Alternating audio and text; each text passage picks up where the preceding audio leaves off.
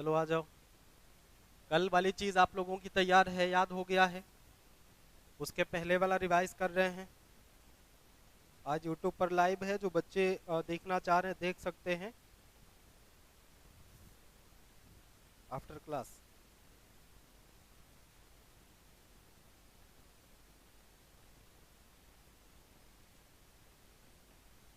बच्चे शेयर भी कर सकते हैं, आप शेयर भी कर सकते हैं यूट्यूब वाले। ठीक है, चले कुछ प्रश्न लेते हैं और प्रश्नों की व्याख्या करने का प्रयास करते हैं। पहले कुछ फैक्चुअल प्रश्न आज शामिल करेंगे।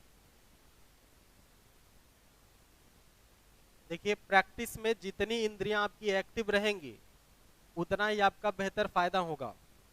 जितनी इंद्रियां आपकी एक्टिव रहती हैं उतना ही बेहतर आपको फायदा होने वाला है इसमें।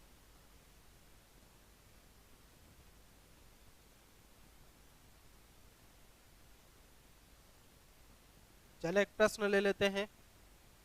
इसमें आपको गलत जोड़ा पहचानना है। गलत जोड़ा पहचाने। और ऑप्शन ले लेते हैं। ऑप्शन ए है धान का खैरा रोग। सामने लिखेंगे किसकी कमी से हो रहा है, तो वही आपको मैच करना है। जिंक की कमी से। ऑप्शन बी है। अब इसमें से आपको ध्यान देना कि गलत कौन सा है, देखते चलना। मटर का मार्श रोग। मटर का मार्श रोग। इसके सामने लिखा है मैग्नीज की कमी से। मैग्नीज की कमी से।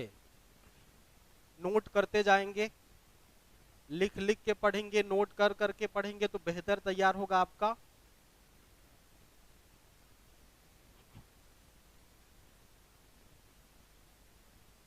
अगला है नींबू का डाईबैक रोग। डाईबैक रोग। इसके सामने लिखा है कॉपर की कमी से। ऑप्शन डी है आम का लिटिल लीफ रोग। और इसके सामने लिखा है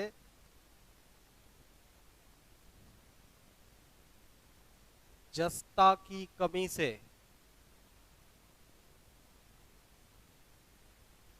नेक्स्ट ऑप्शन है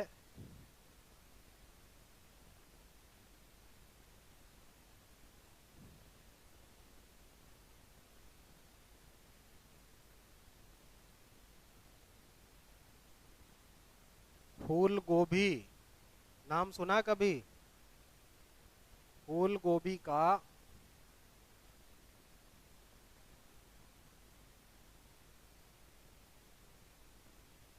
धिपटल रोग।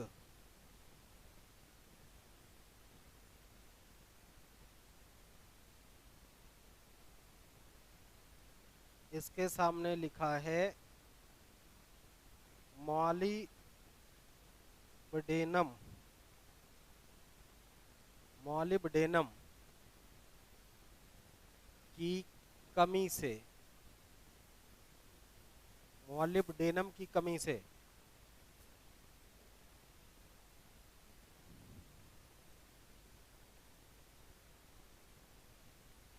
अब इसमें आपको ऑप्शन लेना है। जैसे हम कह सकते हैं कि पहला ऑप्शन कर दें कि सभी सही है, और इसमें दूसरा ऑप्शन कर दें केवल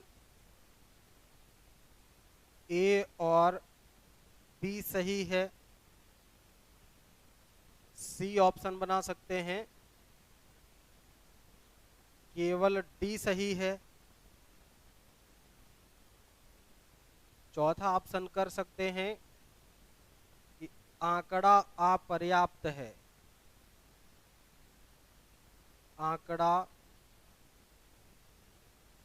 अपर्याप्त है, मतलब कुछ और बातें लिखी गई होती तो हो सकता सही हो जाता।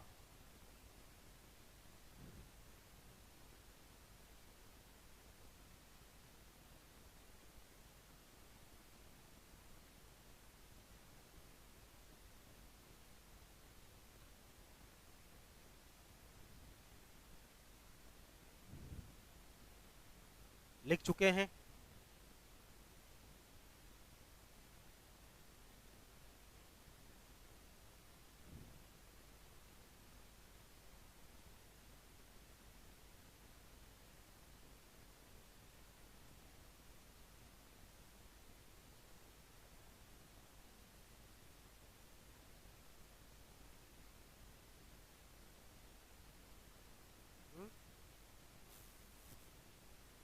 मोलिब्डेन डेनम क्या कह रही हैं?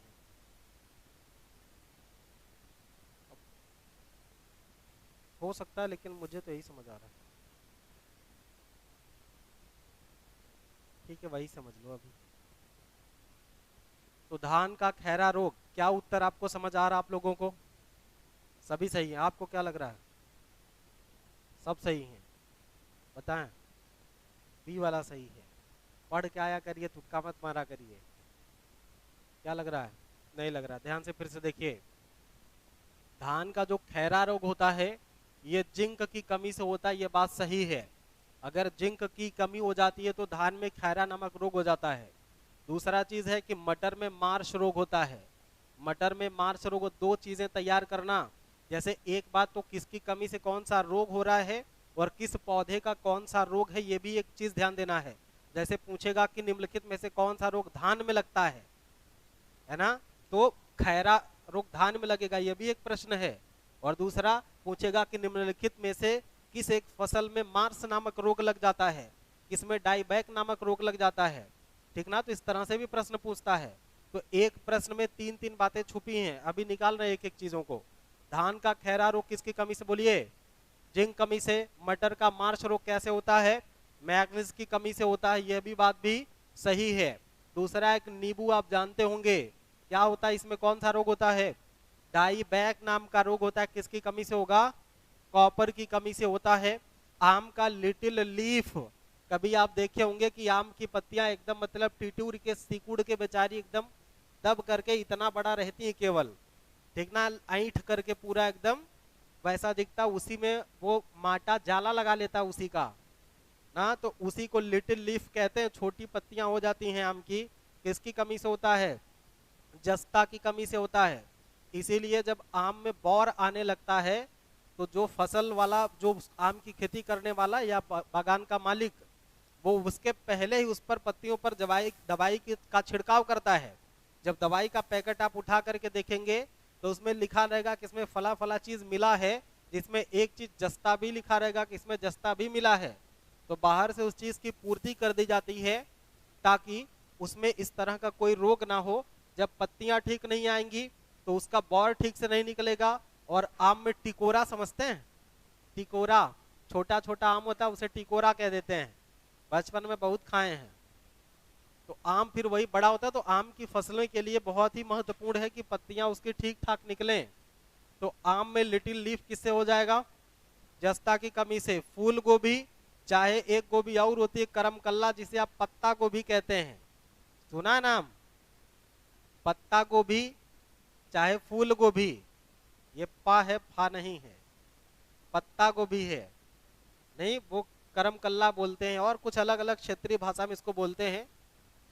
चाहे फूल गोभी की बात करें चाहे पत्ता गोभी की बात करें, दोनों में जो रोग होता है भिपटेल नाम का रोग होता है, ये मॉलिब्डेनम की कमी से होता है। और ये जो पदार्थ है मोबिडेलम, ये इसके मतलब मेटाबॉलिज्म का एक हिस्सा है, मेटाबॉलिज्म के कार्य में सहयोग करता है। तो जब इसकी कमी होती है तो भिपटेल नाम का रोग इसमें हो जाता है, गोभियों में, चाहे फूल गोभी हो चाहे पत्ता गोभी हो।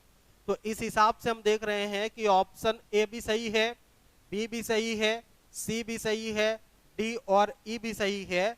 इस तरह से उत्तर हमारा पहला सही हो जाएगा, माने सभी सही हैं, सभी सही हैं, ये उत्तर आपका सही हो जाएगा। चलो एक बार फिर से बोल दो, धान में कौन सा रोग होता है? बोलो भाई, धान में कौन सा रोग होता है? मटर में कौन सा रोग होता है? नींबू में कौन सा रोग होता है? आम में कौन सा रोग है? फूल गोभी का रोग क्या है? पत्ता गोभी के रोग का क्या नाम है? कौन सा? फिर से बोलो, फिर से बोलो, फिर से बोलो। विपटेल नाम का रोग होता है, ठीक है, किसमें? गोभियों में। फिर से बोलते हैं, विपटेल नाम का रोग किसमें होता है? लिटिल लीफ किसमें होता है? डाईबैक किसमें होगा? मार्च किसमें होगा? खैरा किसमें होगा? खैरा किसमें होगा? धान में होगा। खैरा किसकी कमी से होगा? मार्च किसकी कमी से होगा? डाईबैक किसकी कमी से होगा? लिटिल लीफ किसकी कमी से? विपटेल किसकी कमी से? तो इस तरह से आपने देखा कि 4-5 जो प्रश्न थे, ऑप्शन थे, इसके सारे के सारे ऑप्शन सही थे।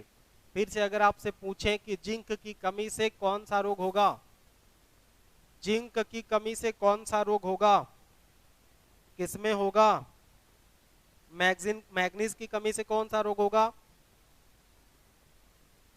ठीक है, तो ये एक 4-5 बातें रही हैं, इसको आप याद रखेंगे।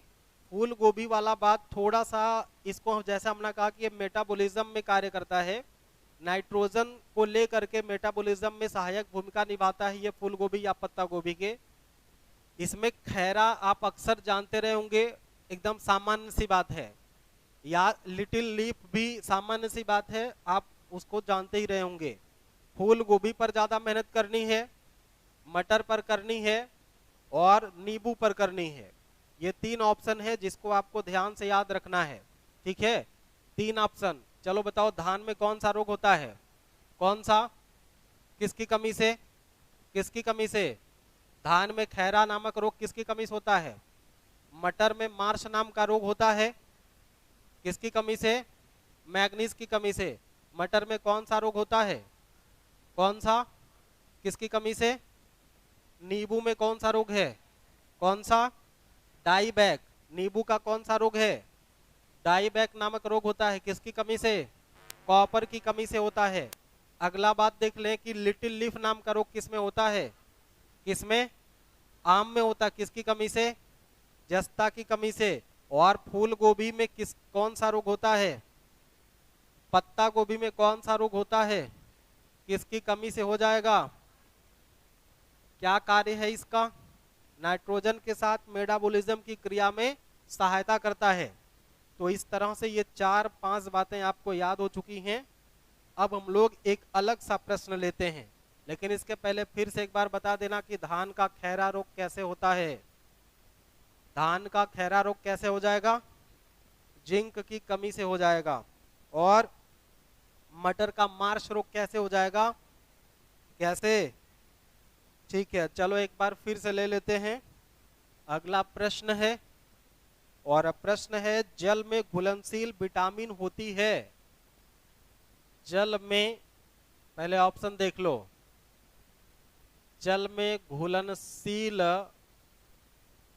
विटामिन होती है।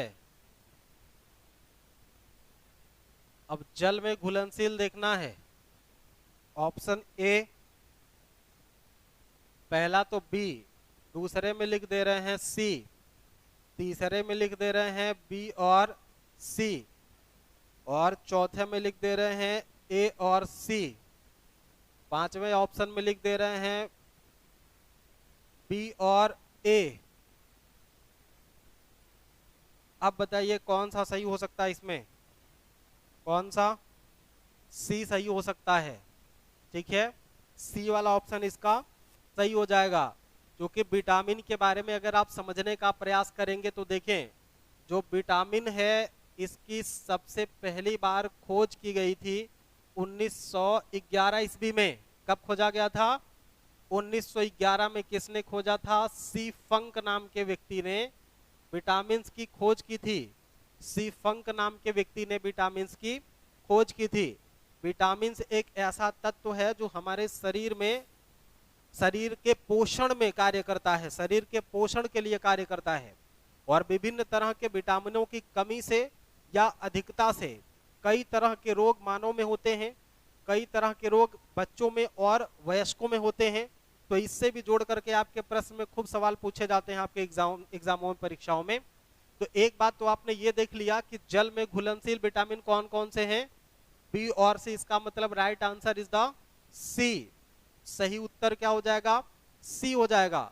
लेकिन विटामिन के संदर्भ में एक बात और देखना, विटामिन दो तरह की हो सकती है। एक विटामिन ऐसी हो सकती है जो जल में घुलनशील होगी, विटामिन जल में घुलनशील, जल में घुलनशील विटामिन कौन कौन सी? बी और सी। दूसरे टाइप में कह सकते हैं वसा में घुलनशील। किसमें? वसा में घुलनशील विटामिन। बीसी को छेड़ करके कौन से हो सकते हैं? ए हो सकता है, डी हो सकता है, ई हो सकता है और के। एक बार फिर से बताएंगे, वसा में घुलनशील विटामिन कौन कौन सा है? वसा में कौन कौन सा है? ए, डी, ई, के। अच्छा एक चीज है कि विटामिन के नामकरण में अल्फाबेट का यूज किया गया है, इंग्लिश अल्फाबेट का यूज किया गया है। और इस विटामिन के अलग अलग अपने रासायनिक नाम हैं। और किस विटामिन से कौन सी कमी हो रही है यह भी प्रश्न पूछा जाता। कल जैसे कुछ हमने रासायनिक नाम लिए थे कि कुछ, जैसे विटामिन ए का रासायनिक नाम क्या बताया गया था? रेटिनॉल बताया गया था। और ये विटामिन ए की कमी से एक, जैसे आंखों से संबंधित बीमारी हो सकती है। एक तो बड़ा ही प्रचलित है कि रतौंधी हो जाती है, विटामिन ए की कमी से रतौंधी हो जाती है। अब विटामिन ए की कमी से रतौंधी सिर्फ आप जानते हैं जैसे आंखों का सिकुड़ापन कह सकते हैं, या आंखों से जितनी भी वो आंखें के पर्दे का सिकुड़ना, ये तमाम छोटे छोटे बड़े बड़े और कई सारे रोग हैं तो विटामिन ए की कमी से होते हैं। ध्यान से देखना कि जल में घुलनशील विटामिन कौन कौन से हैं? विटामिन बी और सी।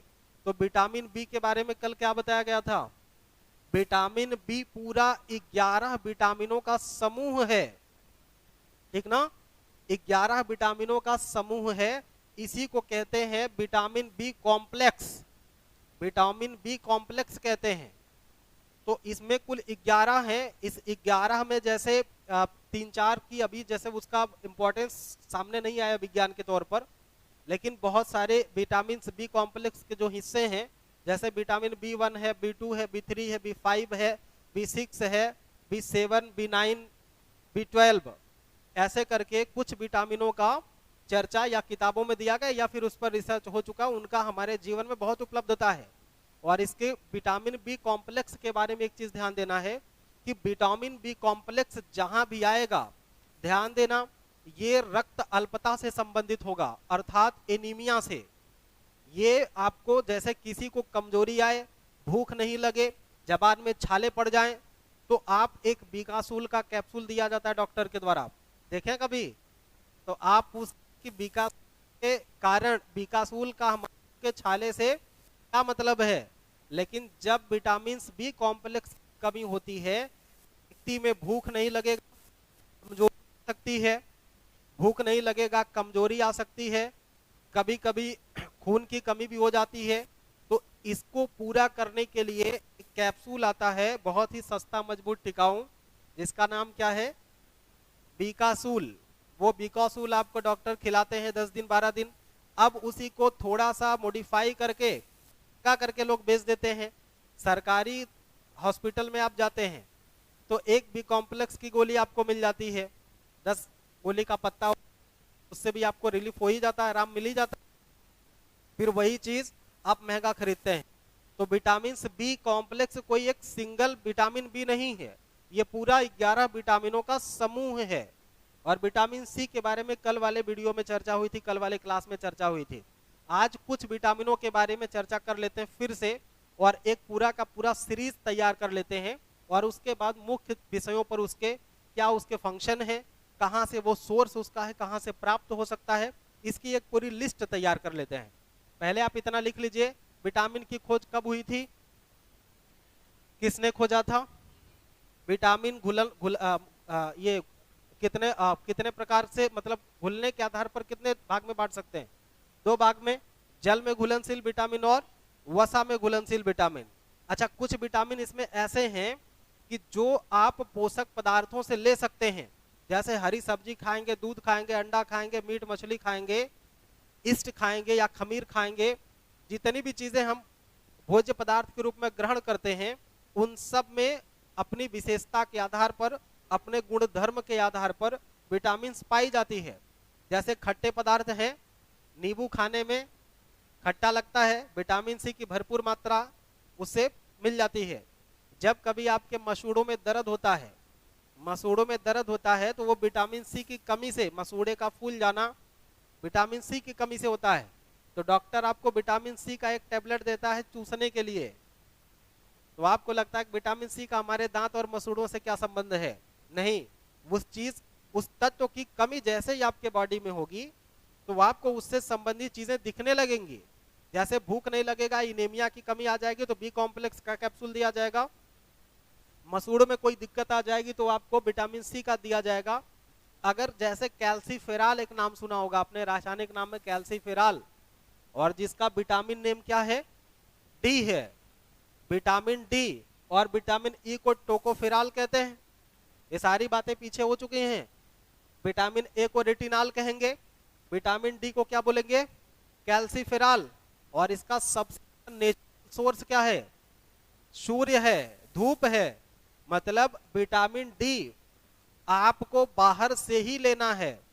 विटामिन डी का सबसे बेहतर प्राकृतिक सोर्स क्या है? सूर्य है, ठीक है। और विटामिन ई के बारे में अगर देखें तो विटामिन ए कल बताया था हमने कि अंकुरित गेहूं, चना या अंकुरित अनाज कह सकते हैं, उसमें ये मिलता है। ठीक हो गई बात। और जो विटामिन के है, विटामिन के जो ब्लड क्लॉटिंग होती है, माने रक्त का थक्का बनता है, अगर विटामिन के की कमी हो जाती है तो आपके ब्लड क्लॉटिंग नहीं बनेंगे। अर्थात कहीं भी अगर चोट लग गई तो रक्त स्राव आपका रुकेगा नहीं, रक्त स्राव बहता ही जाएगा। जैसे किसी शुगर के पेशेंट को अगर आपने देखा होगा, तो शुगर के पेशेंट को कहा जाता है कि इनको चोट ना लगने पाए, नहीं तो वो घाव जल्दी ठीक नहीं होता है, और कभी कभी तो वो मृत्यु का कारण भी बन जाती है। तो इस तरह से हमें विभिन्न तरह से पोषक पदार्थों को अपने भोज्य सामग्री के रूप में यूज करना चाहिए। मल्टीपल चॉइस रखनी चाहिए आपको, जैसे एक ही तरह की सब्जी आपको नहीं खानी चाहिए। हरी सब्जी लगभग आप समझे कि सारी विटामिन हरी पत्तेदार सब्जियों में उपलब्ध है। तो आपके भोजन में दोनों टाइम या एक टाइम कम से कम हरी सब्जी, पत्तेदार सब्जी या हरी सब्जियों का मिश्रण होना चाहिए। आपको सेम खाना चाहिए, टमाटर खाना चाहिए, हरी मटर खानी चाहिए, पालक गोभी खानी चाहिए। सब में अपने अलग अलग, सबके अपने गुणधर्म हैं। लेकिन बहुत सारे लोग सिर्फ और सिर्फ मांस का भक्षण ही करते हैं, डेली उनको चिकन मटन मछली चाहिए होता है, तो वो कहीं ना कहीं अपने आप को कुपोषित कर रहे हैं। जो रेगुलर मटर वो खा रहा है, मांस इत्यादि, उसको आप देखेंगे उसका वेट बहुत बढ़ने लगता है। लेकिन हरी सब्जी खाने वाले बैलेंस लगभग करके चलते हैं, लगभग बैलेंस होता है, क्योंकि लगभग सभी विटामिन उपलब्ध हो जाती है उनको। तो विटामिन सी का सेवन आपको भरपूर मात्रा में, सभी तरह के विटामिनों का सेवन आपको भरपूर मात्रा में करनी चाहिए। बताएं, विटामिन की खोज किसने की थी? सिर्फ अच्छा, अगर इस तरह से इसको पूछ ले कभी कि विटामिन के पिता के रूप में किसको आप समझेंगे? हालांकि पिता को नहीं पूछा गया, खोज या आविष्कार के रूप में इनको पूछा जाता है कि ये तो हमारे जनजीवन में उपलब्ध ही चीजें थी। पहली बार 1911 में सीफंक के द्वारा इनका विटामिन का खोज किया गया। तो जल में घुलनशील कौन कौन से हैं? बी और सी। इसके अलावा वसा में घुलनशील कौन कौन से हैं? ए, डी, ई, के। 4 विटामिन ऐसे हैं जो कहां घुल रहे हैं? वसा में। बाकी 2 विटामिन ऐसे हैं जो कहां पे घुल रहे हैं? जल में। बताएं फिर से, जल में घुलनशील विटामिन कौन सा है? वसा में घुलनशील विटामिन कौन सा है? फिर से बोलिए, सब लोग बोलिए। हर एक बच्चा बोले कितना। वसा में क्या क्या घुल रहा है? देखो वसा हमेशा क्या करता है, मोटा करता है। मोटापा फैट बढ़ाता है ना वसा। तो जहां ज्यादा मात्रा की बात आ जाए, vitamin A, vitamin D, vitamin E और विटामिन के, ये सब आप वसा में घोल देंगे। लेकिन अगर पानी में घोलना है तो केवल दो, कैसे, बी और सी। कैसे याद करेंगे? सी कहते ही नींबू की याद आती है, सी कहते ही नींबू का याद आता है कि नहीं आता है? और बी कहते ही, बी कॉम्प्लेक्स आपको बताया हूं, तो बी कॉम्प्लेक्स की बात आप जोड़ लेंगे इससे, बीकासूल से। दोनों बात याद रहेगी, बी फॉर बीकासूल, सी फॉर नींबू, और दोनों घोले जाते हैं। जब आपको छाला पड़ जाता है, निनावा जबान में पड़ जाता है, अल्सर कहते हैं, जबान में या मुंह में अल्सर पड़ता, तब बीकासूल या बी कॉम्प्लेक्स कैप्सूल का इस्तेमाल किया जाता है। आपको कभी भी अगर इस तरह का मुंह में अल्सर पड़े या छाले, तो आपको करना है, एक कैप्सूल खरीदना है, कैप्सूल खोल करके और मुंह में भरभरा लेना है। जैसे लोग पान खा करके यूज करते हैं ना, पान वाला, वैसे ही 2-4-5 मिनट उसको लिए रहिए जबान में। 2 बार करेंगे, फर्स्ट क्लास मुंह का अल्सर सही हो जाएगा, मुंह का निनावा सही हो जाएगा। आप अगले दिन पनीर पुलाव खा सकते हैं तगड़े से, ठीक ना, मशरूम मटर भी खा सकते हैं। कैप्सूल घोल रहे हैं मुंह में, नींबू का पानी भी घोल रहे हैं। दोनों कहाँ घोल रहे हैं? पानी में। कैप्सूल भी घोल रहे हैं और नींबू भी घोल रहे हैं, कहाँ घोल रहे हैं? पानी में। तो जल में घुलनशील कौन कौन सा हो जाएगा? बस 2 बात केवल याद रखना कि जल में कौन कौन सा घुल जा रहा है, बाकी वसा में बाकी सब घुलनशील हो जाएंगे। तो पानी में नींबू भी घुल रहा है, विटामिन सी, और पानी में बीकासूल कैप्सूल भी घुल रहा है, विटामिन बी। इसका मतलब जल में घुलनशील कौन कौन बोले, और वसा में घुलनशील कौन कौन से हैं? याद रहेगा, याद रहेगा। चलो कुछ फिर से विटामिन और उनके एक पूरा का पूरा फ्रेम बना लेते हैं। पूरा इतना आप लिख चुके हैं ना, ठीक है। एक पूरा का पूरा फ्रेम बना लेते हैं कि विटामिन से क्या क्या मैटर मिल रहा है। एक तरफ हम विटामिन का नाम लिखेंगे, कल वाली सीरीज की तरह से ही करेंगे इसको। एक तरफ विटामिन का नाम लिख लेंगे, एक तरफ विटामिन का नाम लिख लेंगे, और दूसरी तरफ उसका जो रासायनिक नाम है उसको लिखेंगे, ठीक है। उसी के नीचे लिख देंगे रासायनिक नाम, रासायनिक नाम उसके सामने, और फिर लिख लेंगे कि वो उससे कौन सा रोग होता है उसकी कमी से, और उसके स्रोत क्या है, ये चीज भी आज देख लेंगे। एक छोटा सा बनाते हैं हम लोग कि विटामिन कौन कौन सी हैं, और कि उसका रासायनिक नाम क्या है, और उससे होने वाले रोग, मिलने वाला स्रोत, कहां से आप उस विटामिन को प्राप्त कर सकते हैं। चले सबसे पहले हम लिखेंगे विटामिन, विटामिन ए। इसको क्या बोलेंगे? कल अभी बताया था, बोलेंगे आप ही लोग। इसको बोलेंगे रेटिनॉल। इसका साइंटिफिक रासायनिक नेम क्या है? रेटिनॉल। और रेटिनॉल से एक रोग आपको बताया था, रतौंधी। रतौंधी नाम का रोग होता है किससे? बोले भाई, रेटिनॉल की कमी से या विटामिन ए की कमी से रतौंधी नाम का रोग होता है।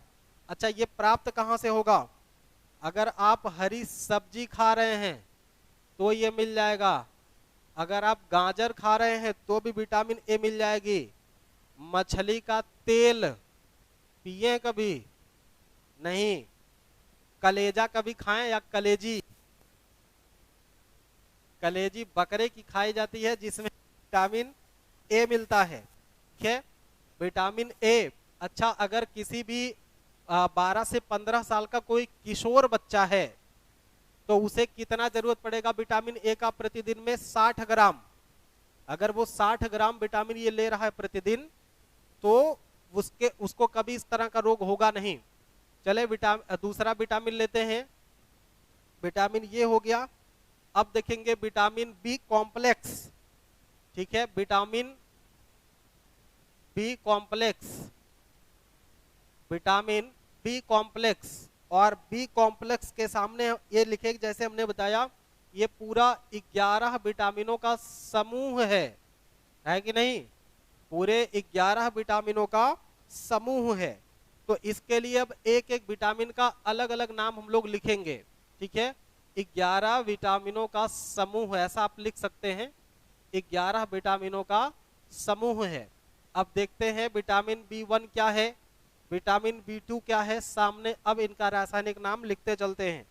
देखें, विटामिन B1 को थायमिन कहते हैं। विटामिन B1 को क्या बोलते हैं, बोले भाई, थायमिन। और इसकी कमी से एक रोग होता है जिसे कहते हैं बेरी बेरी रोग। कभी ऐसे बच्चे को आपने देखा है बेरी बेरी वाले को? नहीं देखा है। फिर से आगे देखें, एक चीज होता है खमीर, खमीर में मिल जाएगा, गाजर में मिल जाएगा, गेहूं में मिल जाएगा, चावल में मिलेगा, और मिलेगा किसमें, दूध आदि में मिल सकता है विटामिन B1 थायमिन। चावल की कल हमने चर्चा की थी, चावल जो सफेद वाला तो थायमिन, ठीक हो गई बात। विटामिन B2 को कहते हैं राइबोफ्लोविन, इसको कहते हैं राइबोफ्लोविन। और राइबोफ्लोविन के कमी के कारण, या ये कह सकते हैं विटामिन B2 की कमी के कारण, जैसे कभी आप देखे होंगे आपका होठ जो है, या ओठ, होस्ट जानते ना, होस्ट, होठ, होठ और त्वचा का रूखापन, रूखापन किसके कारण होता है, B2 की कमी के कारण, B2 की कमी के कारण होता है। और ये मिलेगा कहाँ पे, अगर आप दूध का सेवन करते हैं, अगर आप मटर का सेवन करते हैं, अगर आप सेम का सेवन करते हैं, अगर आप मांस का सेवन करते हैं, तो आपको विटामिन B2 मिल जाएगा। आगे देखें, विटामिन B3, विटामिन B3, और B3 को कहते हैं नियासिन, इसको बोलते हैं नियासिन। और इसकी कमी से एक रोग होता है जिसे कहते हैं पेलाग्रा, इसकी कमी से एक रोग होता है जिसे कहते हैं पेलाग्रा। और ये अंकुरित गेहूं में इसका सबसे बढ़िया सोर्स है, अंकुरित गेहूं। और एक बहुत ही बेहतर खाद्य पदार्थ जो सबके घर में उपलब्ध है, आलू और अनाज के छिलके में, या पॉलिश कह सकते हैं, अनाज के छिलके में विटामिन B3 उपलब्ध मिलेगा आपको। अगला, ये विटामिन B3 नहीं, B5 कर लेना, B5 है, नियासिन B5 है, विटामिन B5 नियासिन। अगला B6, विटामिन B6, इसको कहते हैं पायरिडॉक्सिन, इसको बोलते हैं पायरिडॉक्सिन, इसको बोलते हैं पायरिडॉक्सिन, पायरिडॉक्सिन। इसकी जरूरत, इसकी कमी से क्या हो जाता है कि कोई भी व्यक्ति है उसकी शारीरिक वृद्धि रुक जाती है, उसकी शारीरिक वृद्धि रुक जाती है। और एक काम इसमें और लिख लेंगे, आरक्तता कह सकते हैं, आरक्तता, ठीक है, आरक्तता। और ये मिलेगा आपको, सब्जी खा लेंगे तो मिल जाएगा, या फिर आप इसको लेंगे, जैसे आप बादाम खा सकते हैं, बादाम खा सकते हैं, टमाटर में भी इसकी उपलब्धता होती है, टमाटर में भी इसकी उपलब्धता होती है। अगला B7, B7, इसको कहते हैं बायोटीन, बायोटीन, इसका रासायनिक नाम है बायोटीन। और सामने लिख लेंगे,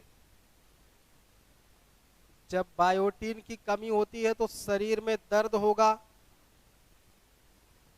भूख की कमी हो जाएगी, भूख की कमी हो जाएगी, और इसी को कहेंगे रक्त शून्यता, रक्त शून्यता भी इसी का हिस्सा एक हो जाएगा।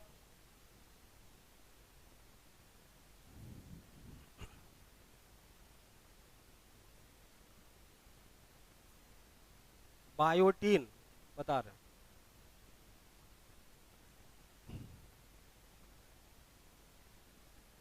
विटामिन बी कॉम्प्लेक्स के कैप्सूल में सारी चीजें उपलब्ध हैं।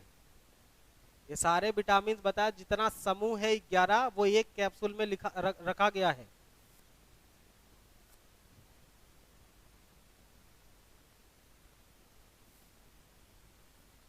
सोर्स देखो बहुत कॉमन है, लगभग आप देखेंगे जो हम डेली यूज करते हैं भोजन में, उसमें सारी चीजें उपलब्ध हैं। अगर जो हम लोग खाना खाते हैं उसमें सारी चीजें नहीं शामिल होती, गाजर नहीं खाते, चावल दूध खाते हैं, हरी सब्जी खाते ही खाते हैं, मांस मछली खाते ही खाते हैं, अंडा खाते ही खाते हैं। अरे मैं अपना बता रहा हूँ, आप लोग अपना अपना चेक कर लेना। जो नहीं खाता मांस मछली अंडा वो ना करेगा। देखो फिर से अब एक बार ध्यान से सुनो बात को। अभी और थोड़ा सा बचा, पहले इतना समझ लीजिए, फिर एक और बनाते हैं उसका। देखें विटामिन बी, विटामिन ए को क्या बोलते हैं? विटामिन ए का रासायनिक नाम क्या है? कौन सा रोग हो जाएगा?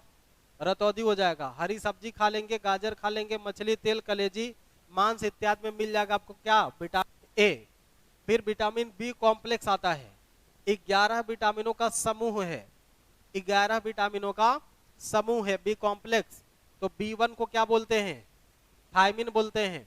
कौन सा रोग हो जाएगा? Beriberi. कहाँ उपलब्ध हो जाएगा? खमीर, गाजर, गेहूं, चावल, दूध में उपलब्ध है। विटामिन B2 को क्या बोलेंगे? राइबोफ्लोविन।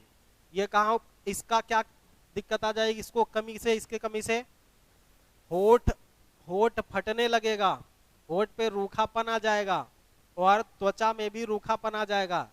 जब कभी आप देखेंगे जो ऐड किया जाता है वैसलीन वगैरह का, या जो भी इस तरह के पदार्थ, जो भी इस तरह का कोई आइटम बेच रहे हैं लोग, उसमें बताते हैं कि मतलब सभी विटामिनों से भरपूर है ना, जो आपकी त्वचा को सॉफ्ट रखे 8 घंटा। तो सुबह अगर आप घर से लगा के निकलते हैं बॉडी लोशन, तो 8 घंटा एकदम फिसल फिसल करके ही रहेंगे, सॉफ्टनेस बनी रहेगी, चाहे तो कोयला की खान से ही निकल के आओ तो क्या। विटामिन B2 का क्या हो जाएगा? राइबोफ्लोविन। क्या दिक्कत हो जाएगी? होठ में रूखापन हो जाएगा, त्वचा में रूखापन हो जाएगा। सोर्स बहुत कॉमन है, विशिष्ट करके ज्यादातर, इसीलिए अब इसके रासायनिक नाम और उससे होने वाले रोग ही पूछे जाते हैं। ठीक है, शुरुआत में पूछा जाता, अभी कभी कभी अब भी पूछ लेता है कि जैसे विटामिन ए का सबसे बड़ा सोर्स क्या है, तो इसमें आप देखेंगे क्या हो सकता है? गाजर हो सकता है, हरी सब्जी कह सकते हैं, मछली का तेल कह सकते हैं। तो सबसे पहले आप गाजर को ले लेंगे, इसमें विटामिन ए का बढ़िया सोर्स माना जाता है गाजर। उसके उसके अगर नहीं है तो आप मछली का तेल भी कह सकते हैं। तो अब बड़ा ऐसे कभी कभी करके पूछ लेता है कि सबसे बड़ा सोर्स कौन सा हो जाएगा? विटामिन B1 का रासायनिक नाम क्या है? थायमिन। विटामिन B2 का रासायनिक नाम क्या है? राइबोफ्लोविन। और विटामिन 5 का क्या है? विटामिन B5 का क्या है? नियासिन। नियासिन। विटामिन B6 का क्या है? पायरिडॉक्सिन। और विटामिन B7 का क्या होगा? बायोटीन। बायोटीन किसका है? 7 का। पायरिडॉक्सिन किसका है? 6 का। नियासिन किसका है? B5 का। राइबोफ्लोविन किसका है? B2 का। थायमिन किसका है? B1 का। B1 का क्या है? थायमिन है। B1 की कमी, थायमिन की कमी से कौन सा रोग हो जाएगा? राइबोफ्लोविन में नियासिन एक रोग होता है, एक तरह का, बता रहे हैं। एक जैसे रोग कई तरह से आपको दिखाई देता है, अभी बता रहे हैं। और आगे पायरिडॉक्सिन, क्या दिक्कत आएगी? शारीरिक वृद्धि में कमी हो जाएगी। ठीक है, मतलब शरीर का पूरा विकास नहीं हो पाएगा, दुबला पतला आदमी रहेगा। पायरिडॉक्सिन की कमी से शारीरिक वृद्धि और रक्तता कह सकते हैं, माने खून की कमी कह सकते हैं। ठीक है, खून की कमी, एनीमिया शुद्ध नहीं कह सकते हैं, लेकिन खून की कमी कह सकते हैं। सब्जी में मिल जाएगा, बादाम में मिल जाएगा, टमाटर इत्यादि हरी सब्जी में मिल जाएगा। आगे क्या है? बायोटीन। जैसे आपके शरीर में दर्द होता है, जब आप देखेंगे ये जब कमी होगी तो कई कमियां एक साथ हो सकती हैं, क्योंकि विटामिन बी समूह है पूरा। कभी आपको, जैसे हमने शुरू में बताया कि भूख की कमी हो जाएगी, या इस तरह से कोई आपके शरीर में थकान लग जाएगी, बहुत जल्दी आप थक जाएंगे, वीकनेस हल्का फुल्का महसूस करेगा, भूख की कमी हो जाएगी, खून कम हो जाएगा, तो सीधी सी बात है कि आपको थकावट बहुत जल्दी लग जाएगी, थकान लग जाएगी। तो बायोटीन से क्या हो जाएगा, दर्द हो जाएगा, शारीरिक दर्द हो जाएगा और भूख की कमी हो जाएगी। चलो फिर से एक बार बता दो, अच्छा विटामिन ए का रासायनिक नाम क्या है, बोले। बी वन का क्या है, बी वन का क्या है, बी टू का क्या है, बी टू का क्या है, बी5 का क्या है, क्या है, नियासिन। और बी6 का क्या है, क्या है, पैरा। और बी7 का क्या है, बायोटीन का विटामिन नेम क्या होगा, क्या होगा, बी7 होगा, क्या होगा, बी7 होगा। पायरिडॉक्सिन का क्या होगा, नियासिन का क्या होगा, राइबोफ्लेविन क्या होगा, थायमिन क्या होगा, रेटिनाल क्या होगा, फिर से बोलो, रेटिनाल क्या है, थायमिन क्या है, राइबोफ्लेविन क्या है, नियासिन क्या है, पायरिडॉक्सिन क्या है, बायोटीन क्या है। आंख बंद कर लो एक बार, आंख बंद कर लो, बंद किया। ऑनलाइन वाले बच्चे जहां बैठे हैं बंद करके ही आंख देख लेंगे, सोचेंगे।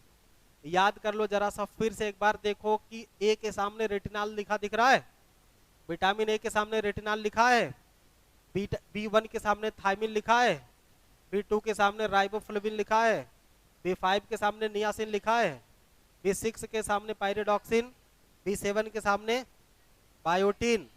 बायोटीन, बायोटीन क्या है, बी7 है, पायरिडॉक्सिन क्या है, नियासिन क्या है, राइबोफ्लेविन क्या है, थायमिन क्या है।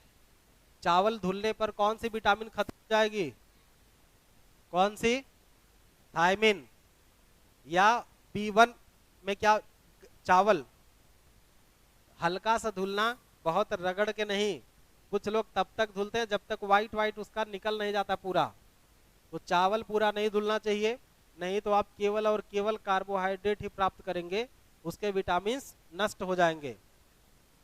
अब बात रही आपकी, एक शब्द आया यहाँ पे, पेलाग्रा कैसा रोग होता है। कभी आप किसी व्यक्ति को देखे होंगे कि उसकी बॉडी पर पूरा लाल लाल चकत्ते पड़ जाते हैं, दाने पड़ जाते हैं, वो दाने दाने करके बड़ा सा चकत्ता हो जाता है, और वो आदमी जैसे, एक तो पहली चीज होगी कि वो जैसे दुबला पतला हो जाएगा, बहुत ज्यादा नहीं इसका इफेक्ट पड़ता है, लेकिन पेलाग्रा का जो मूल लक्षण कि बड़े बड़े चकत्ते पड़ जाएंगे और पूरा लाल लाल दिखेंगे, दाने पड़ जाते हैं शरीर पे, उसे कहते हैं पेलाग्रा।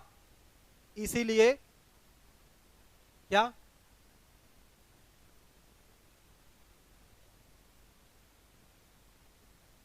नहीं नहीं, दांत नहीं कह सकते, दांत से बड़ा रूप इसका होता है। दांत, हाँ, खुजलाहट होती है, उसमें से पानी पंछा निकलता है। देखो, स्किन की कई कई प्रॉब्लम होती है, स्किन में, स्किन की कई सारी प्रॉब्लम, जैसे दांत होगा, खाज होगा, दांत, खाज, खुजली, ये हो जाएगा। एक पेलाग्रा अलग है, इसकी अलग प्रकृति है। एक होता है जैसे दांत, आप जानते हैं रिंग वर्म, छोटा सा गोला पड़ जाएगा, कैसे होता है दांत वैसे, नहीं नहीं, किस कारण होता, फंगस है कि बैक्टीरियल है, फंगल इन्फेक्शन है। और इसमें देखें, दांत हो गया, खाज, खुजली, ये जो खाज या खुजली है, ये वास्तव में आप देखेंगे व्यक्ति के पूरे शरीर में छोटे छोटे दाने निकलते हैं खाज खुजली में, और वो जब खुजलाता है तो उससे पंछा पंछा पानी निकलता है, ये उसका खुजली का लक्षण है। दाद छोटा सा होगा किसी अलग जगह, आज दाद हो रही है, बहुत बड़े बड़े मात्रा, इतने बड़े बड़े दाद हो जा रहे हैं, कहीं पे हो रहा तो वो फैलता चला जा रहा है, ये स्किन प्रॉब्लम है, अल्ट्रावायलेट किरणों की वजह से हो रहा है, ठीक है। वो जो स्किन प्रॉब्लम है आपको बताया गया है, जब आप पढ़े थे उधर अल्ट्रावायलेट किरणें छन करके जब वापस नहीं धरती पर आती हैं बिना छने हुए, तब वो जाकर के इस प्रॉब्लम उपलब्ध कराती हैं, स्किन प्रॉब्लम पैदा करती हैं। ये बात याद हो जाएगा।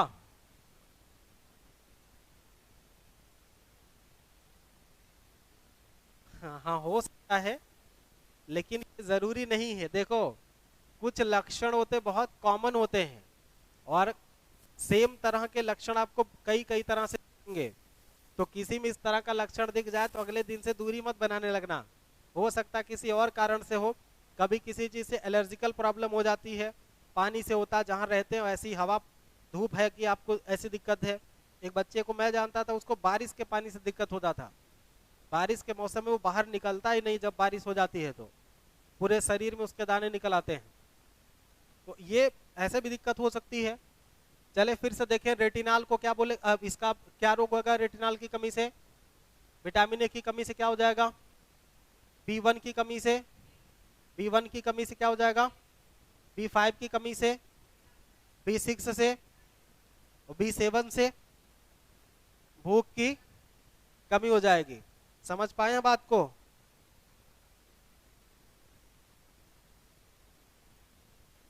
ऑनलाइन वाले बच्चे, आपको मैं दिखा दे रहा हूं पेलाग्रा, देख लेना।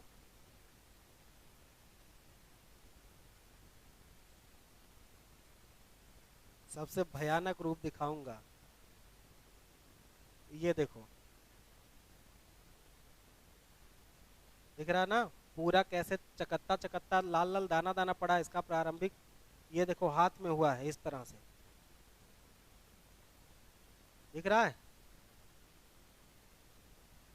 हाँ दिखा रहा हूँ, तुम्हें सब दिखा रहा हूँ। ये देखो इस तरह से भी दिखेगा, ये देखो चेहरे पे है इस तरह से।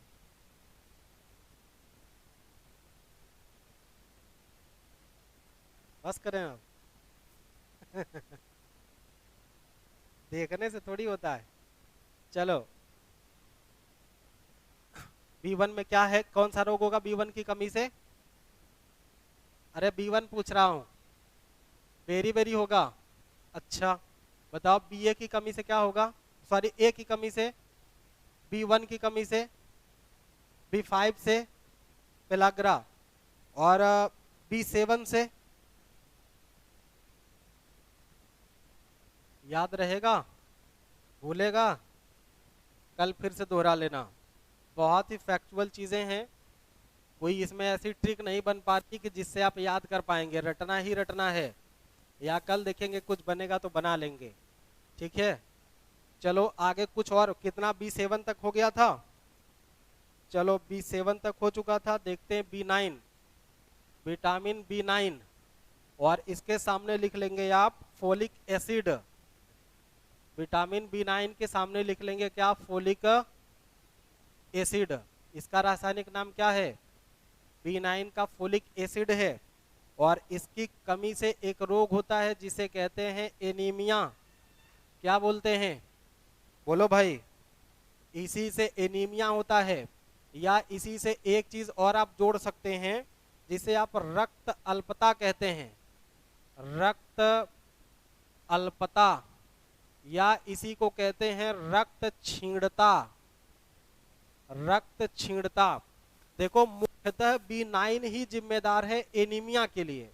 अगर आपसे पूछेगा कि किसी व्यक्ति में अगर खून की कमी हो जा रही है, और खून की कमी का मतलब एकदम से एनीमिया का मतलब, जैसे महिलाओं में होता है ना एनीमिया की कमी, महिलाओं में खून की कमी, ज्यादातर इसकी शिकायत भारतीय महिलाओं में मिलती है। खून की कमी से भारतीय महिलाएं खूब प्रभावित होती हैं। तो ये इसीलिए बार बार पूछा जाता है कि एनीमिया किसकी कमी से? तो मुख्यतः B9 की कमी से होता है। अब एक विटामिन और बचा इस समूह का, B12। एक और बचा है B12, और इसका रासायनिक नाम है साइनो कोबाला, साइनो कोबालामिन। रासायनिक नाम क्या है? Cyanocobalamin. और यह भी जिम्मेदार है रक्त अल्पता के लिए, किसके लिए? रक्त अल्पता के लिए। और ये मिल जाएगा जैसे अगर आप मांस का सेवन कर रहे हैं, मांस का सेवन कर रहे हैं और दूध आदि का सेवन कर रहे हैं, हरी सब्जी का सेवन कर रहे हैं, तो विटामिन B12 आपको उस चीज में मिल जाएगा। ठीक हो गई बात? विटामिन B12 उसमें आपको मिल जाएगा। तो ये आपने समझ लिया, देख लिया कि विटामिन के संदर्भ में कौन कौन सी चीजें आती हैं। ये हाँ, ये COBALAMINE,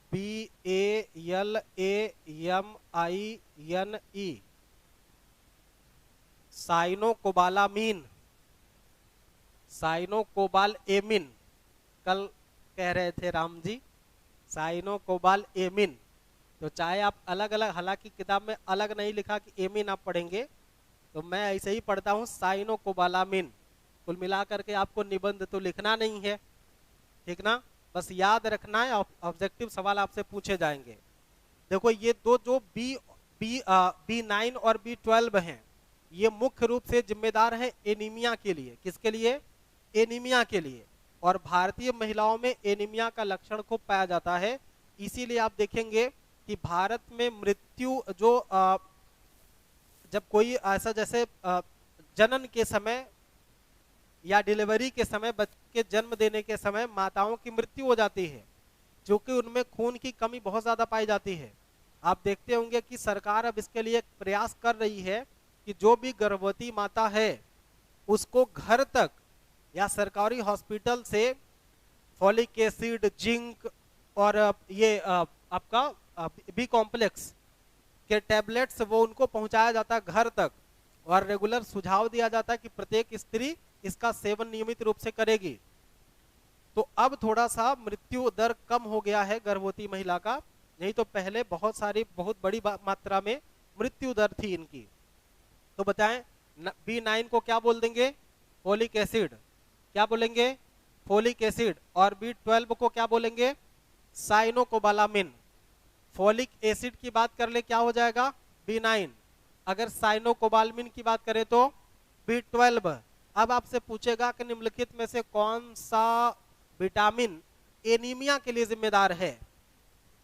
ऑप्शन में अगर ABC दे दे, ABCD दे दे, तो क्या कर देंगे आप? B कर देंगे। अगर B कॉम्प्लेक्स दे दे तो B कॉम्प्लेक्स कर देंगे। अगर B1 कर दे, B3 कर दे, B5, B6, B7 या फिर B9, B12 कर दे, या तो जोड़ा बना दे, जैसे B ऑप्शन ए में लिख दे कि B1 और B2 से, ठीक है। ऑप्शन बी में लिख दे कि केवल B से। ऑप्शन सी में लिख दे कि B9 और B12 से। ऑप्शन डी में लिख दे इनमें से कोई नहीं। तो क्या कर देंगे? चूंकि सटीक पूछ रहा है, आपसे एकदम नजदीकी आंसर पूछने का प्रयास कर रहा है, तो नजदीकी आंसर क्या हो जाएगा? B9 और B12 हो जाएगा। मतलब सी वाला ऑप्शन इस हिसाब से अगर करे तो सही हो जाएगा। कुछ और विटामिन आपको देखनी है, जैसे विटामिन सी, स्कॉर्बिक एसिड कल आपसे बताया गया था। विटामिन सी को क्या बोल देंगे? विटामिन सी को क्या बोलेंगे? Ascorbic acid. रासायनिक नाम क्या हो जाएगा? Ascorbic acid, vitamin C. और विटामिन सी का जब कमी हो जाती है तो कौन सा रोग हो जाता है व्यक्ति में? स्कर्वी नाम का रोग हो जाता है। कौन सा रोग? स्कर्वी नाम का रोग होता है। ध्यान से देखना ये, हाँ, स्कर्वी या रिकेट्स इसी को कह सकते हैं क्या? रिकेट्स कहते हैं क्या इसी को? नहीं कहते हैं। विटामिन डी की कमी से होगा। जब स्कर्वी का मतलब होता है, कैसे बता दे, तुम देख लिया करो गूगल में फोटो। विटामिन सी क्या बोलते हैं रासायनिक नाम इसका? रुको दिखा देते हैं तुमको, नहीं तो कल सपना आएगा तुमको। इसीलिए आदमी खुद से भी किया करना चाहिए।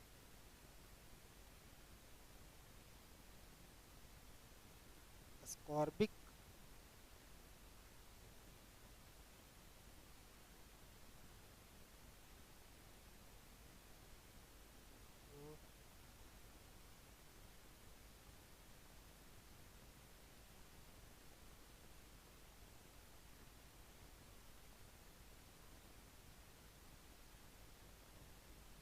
देख लो,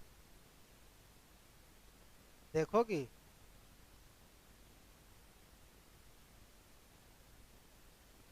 ऐसा व्यक्ति कभी देखी वो हंसते हुए किसी का चेहरा?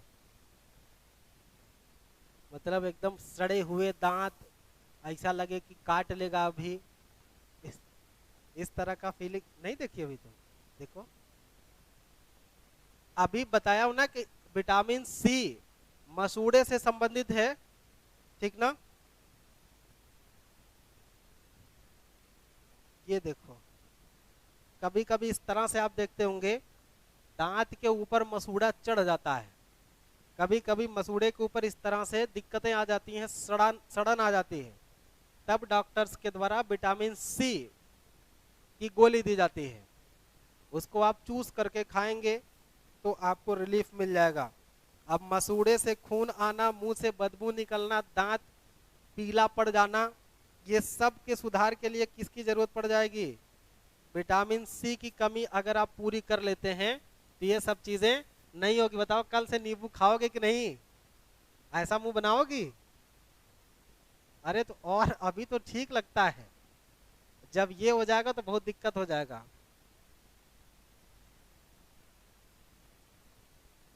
किसमें? नहीं, देखो, विटामिन सी क्या हो जाएगा? बोलो भाई। अच्छा, रोग इसका रटने की जरूरत नहीं है, स्कर्वी से ही स्कर्वी रोग हो जाएगा, ठीक है? सामने अगर किसी को भूल जाए तो लिख सकता है दांत और मसूड़ों से संबंधित रोग, ऐसा करके आप चाहें तो लिख सकते हैं। और इसकी पूर्ति कहाँ पे हो जाएगी, कहाँ मिल जाएगा? नींबू में मिल जाएगा। जो भी खट्टे रसेदार फल आप खाएंगे उसमें मिलेगा। अच्छा, विटामिन सी का सोर्स तीखी मिर्च भी तो है। हरी मिर्च जब आप खाते हैं तो विटामिन सी उसमें भी तो मिलता है। हरी सब्जी खाते वहां भी मिलता है। आंवला, नींबू, संतरा, मौसमी, इन सब में कौन सी विटामिन मिल जाएगी? तो सबसे पहले लिख लेंगे नींबू, और फिर लिख लेंगे आंवला, उसके बाद लिख लेंगे संतरा, संतरा के बाद लिख लेंगे क्या? मौसमी, माने मौसमी, ठीक है? कैसा? मौसमी। जितने भी खट्टे रसेदार फल हैं उनमें क्या मिल जाएगा? विटामिन सी मिल जाएगा। और विटामिन सी की कमी से कौन सा रोग हो जाता है? स्कर्वी नामक रोग हो जाता है, जो बहुत ही महत्वपूर्ण है। चलो अगला देखते हैं, विटामिन ई। अगली विटामिन कौन सी है? विटामिन ई देखें, विटामिन ई, और इसका रासायनिक नाम क्या है? टोकोफेराल है। इसका रासायनिक नाम क्या है? टोकोफेराल, टोकोफेराल है। और इसकी कमी से कौन सा रोग हो जाता है? कल बताया था, बांझपन होता है, नपुंसकता होता है, मर्दानगी में कमी आ सकती है, जनन की प्रक्रिया में आपको दिक्कत हो सकता है, प्रजनन की क्षमता घट सकती है, ये और बाल आपके वाइट हो सकते हैं, ठीक है? अब किसी का बाल देख करके मत कहना कि आप में जनन क्षमता की कमी है। आजकल हमारा भौगोलिक परिवेश भी इतने गैसीय, मतलब बिस्मांगी गैसों का मिश्रण हो चुका है कि बाल तो वैसे ही 3 साल के बच्चे के पक रहे, तो उसको कौन सा बच्चा पैदा करना था? तो बाल के पकने से किसी के जनन क्षमता का आप वो नहीं कर सकते हैं। तो आप ऐसे कर सकते हैं कि जनन क्षमता ऑब्लिक करके बांझपन। तो बांझपन पुरुषों में होता है कि नहीं? बांझपन, जैसे जब स्त्री में कमी होगी इस विटामिन की तो स्त्रियों में बांझपन होगा, और पुरुषों में जनन क्षमता कम होगी, या एक शब्द इसके लिए लिख सकते हैं, नपुंसकता, नपुंसकता। तो जनन क्षमता दोनों के लिए प्रयोग किया जाएगा, माने फर्टिलाइजर पुरुष भी हो सकता है और महिला भी, नर और मादा दोनों पर यह लागू होता है। हमेशा महिला ही थोड़ी कमी उसी में निकाली जाती है, पुरुषों में भी कमी होती है, शुक्राणुओं की संख्या घट बढ़ सकती है ना? बहुत सारी दिक्कत आते हैं, लेकिन एक कारण ये भी है। तो कल से विटामिन ई का सेवन बढ़ा देंगे आप लोग, माने गेहूं अंकुरित करके, चना अंकुरित करके खाना शुरू कर दीजिए, भविष्य नहीं तो आपका गड़बड़ हो सकता है। ठीक हो गई बात? आगे देखो, विटामिन डी देखे हैं क्या? डी हो गया? नहीं हुआ है। विटामिन डी का क्या हो जाएगा? कैल्सीफेराल। विटामिन डी का क्या बोले? कैल्सीफेराल होता है। विटामिन डी का क्या होता है? कैल्सीफेराल होता है। और विटामिन डी की कमी से कौन सा रोग होगा बताएं? रिकेट्स होता है। विटामिन डी की कमी से कौन सा रोग होता है? रिकेट्स। लेकिन ध्यान देना, ये बच्चों को होता है। बच्चे कभी आप देखेंगे पेट खूब बड़ा सा निकला और हाथ पांव दुबला पतला, एकदम छाती की हड्डी पैर की हड्डी दिख रही है, तो क्या समझ जाएंगे उस बच्चे को आप? रिकेट्स। अच्छा, फोटो भी ऐसा छापते हैं लोग कि एकदम काला सा बच्चा कुपोषित टाइप का खड़ा है, हड्डियां हड्डियां उसकी दिख रही हैं, तो वो रिकेट्स से प्रेरित है। अगर कोई मान लीजिए पुरुष नहीं बल्कि महापुरुष है, मतलब बच्चा नहीं है, भाई विटामिन डी की कमी तो छोटे बड़े सब में हो सकती ना, तो बच्चों का रोग अगर हो गया तो रिकेट्स, ये आप सामने लिख लेंगे, ये होगा बच्चों में। ठीक है, बच्चों में अगर विटामिन डी की कमी हुई तो क्या बोलेंगे? रिकेट्स बोलेंगे। अच्छा, एक चीज होता था बचपन में, सूखा रोग चेक किया जाता था कान दबा के। कौन कौन चेक किया है अपने भतीजे का? हाँ, वो कहते थे अगर चोर निकलेगा तो रोए, तो जब नहीं रोता था तो नाखून ही धसा देते थे कि चोर ना निकले चाहे कुछ भी हो जाए। अगर देखो बच्चों में रोग हो गया तो क्या बोलेंगे? रिकेट्स। अगर बड़ों में हो जाएगा तो इसे बोलेंगे आस्टोमलेशिया। एक शब्द है आस्टोमलेशिया, ये एक शब्द है, ये होगा बड़ों में। अगर विटामिन डी की कमी बड़ों में हुई तो आस्टोमलेशिया नाम का रोग होगा। अगर बच्चों में विटामिन डी की कमी हुई तब कौन सा रोग हो जाएगा? बोले भाई, रिकेट्स नाम का रोग हो जाता है। एक और आपका बचा है विटामिन के। तो विटामिन के को कल हमने सबमिट कर लिया था, विटामिन के को कल चर्चा में लिया था। विटामिन के आप पढ़ चुके हैं, रक्त का थक्का ना जमना, ये उसका सबसे बड़ा गुण है। ठीक हो गई बात? समझ गए हैं सब कुछ? चलो एक प्रश्न और लिख लेते हैं। एक प्रश्न और लिख चुके हैं ना सारे बच्चे? ठीक है, एक प्रश्न और लिख लेते हैं। प्रश्न आप लिखेंगे किस ऑफ डेथ संबंधित है? किस ऑफ डेथ, प्रश्न लिख लें, किस ऑफ डेथ संबंधित है, ये प्रश्न है। किसका मतलब समझते हैं ना आप लोग? हाँ, ये तो समझ में करेंगे, बच्चा बच्चा जानता है, बच्चा बच्चा जानता है इसके सारे गुण। चलो ऑप्शन ले लेते हैं। अच्छा, पहला ऑप्शन है किस करने के कारण मृत्यु। पहला ऑप्शन है किस करने के कारण मृत्यु। दूसरा, वसा और प्रोटीन की कमी से मृत्यु। वसा और प्रोटीन की कमी से मृत्यु। ऐसा प्रश्न है कि अगर आपके एग्जाम में पूछ देगा तो आप सोचेंगे अब यही बचा था पढ़ने के लिए कि चुम्मा ले किसी की मौत हो जाए। तो ऐसा नहीं है, बहुत ही महत्वपूर्ण पॉइंट है और पूछ लेगा जरूर, बहुत इंपॉर्टेंट बात है, ध्यान से देखें। अगला है, अगला है प्रोटीन नष्ट होने से, प्रोटीन नष्ट होने से, सॉरी, प्रोटीन नष्ट होने की प्रक्रिया, प्रोटीन नष्ट होने की प्रक्रिया।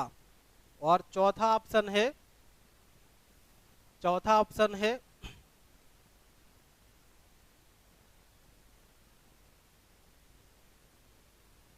किडनी पर